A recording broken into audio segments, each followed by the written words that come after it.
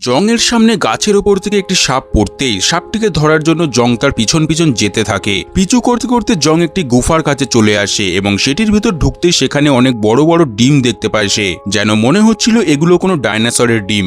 জং একটা ডিম ওপর থেকে ফাটিয়ে ফেলে। সে বুঝতে পারেনি সেটার ভিতর হাত ঢুকাতে একটি সাপ বের হবে, অর্থাৎ বোঝা যাচ্ছে এগুলো কোনো বড় সাপের ডিম। আর তখনই সেখানে বিশাল বড় পাইথন চলে আসে।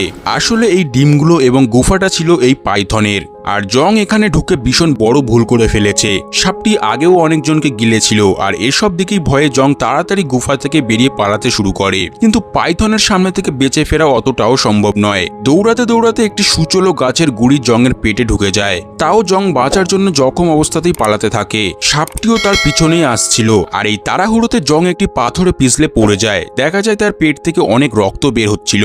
অবস্থা খারাপ হওয়ায় উপায় না পেয়ে জং একটি গাছের উপর উঠে পড়ে। সে ভেবেছিল সাপ তাকে দেখতে না পেয়ে সেখান থেকে চলে যাবে, আর তেমনটাই হচ্ছিল। কিন্তু তখনই জংয়ের পেট থেকে এক ফোঁটা রক্ত পাইথনের মাথায় পড়তে পাইথন জংকে দেখে ফেলে। আর সাপটিও তখন গাছে উঠে যায়। জং এবার পুরোপুরি নিরুপায়। সে চাইলেও গাছ থেকে নেমে পালাতে পারবে না, তাই সে ওপর থেকে নিচে ঝাঁপানোর পরিকল্পনা করেছিল। কিন্তু ঝাঁপ দিতেই তখনই পাইথন তাকে গিলে নেয়। শুধুমাত্র জংয়ের ছুরিটাই নিচে পড়ে থাকে।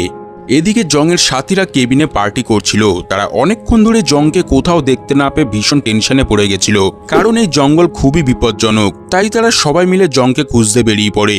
খুঁজতে খুঁজতে তারা সেই গাছটির কাছে জংয়ের ছুরিটা পড়ে থাকতে দেখে, যেটাতে রক্ত লাগা ছিল। টেনশনে সবাই তাড়াতাড়ি জংকে খুঁজতে থাকে। আর তারাও এবার সেই গুফাটির সামনে চলে আসে। সবাই গুফার ভিতরে ঢুকতেই সেই বড় বড় ডিমগুলি দেখে অবাক হয়ে যায়। অনেকে ভাবে এগুলো হয়তো কুমিরের ডিম, কারণ এই জঙ্গলে নাকি অনেক কুমির আছে। তখন টাইগার নামের ছেলেটি ডিমগুলোর কাছে যায় এবং দেখে বলে এগুলো কুমিরের ডিম হতে পারে না। এই বলে সে তার হাতে থাকা কুড়ুল দিয়ে ডিমগুলো ফাটাতে শুরু করে। আর ডিমের ভিতর থেকে পাইথনের বাচ্চারা বের হতে থাকে। তখনই সেখানে সেই বিশাল দানবীয় পাইথনও চলে আসে আর সে জংয়ের বডিটা পেট থেকে বের করে দেয়। এটা দেখে সবাই তাড়াতাড়ি পালাতে শুরু করে। কিন্তু এই জঙ্গলে শুধু সাপ নয়, আরো অনেক ভয়ঙ্কর প্রাণী আছে। এক পর্যায়ে তারা সবাই সব দিকে ভাগ হয়ে যায়। টাইগার ও তার গার্লফ্রেন্ড পালাতে পালাতে দুটো হিংস্র কুমিরের সামনে পড়ে যায়। এদিকে আরেক জুটি পালাতে পালাতে ভুলবশত একটি জল ভর্তি দলদলে নেমে পড়ে। আর দলদল থেকে বের হওয়া তো অসম্ভব।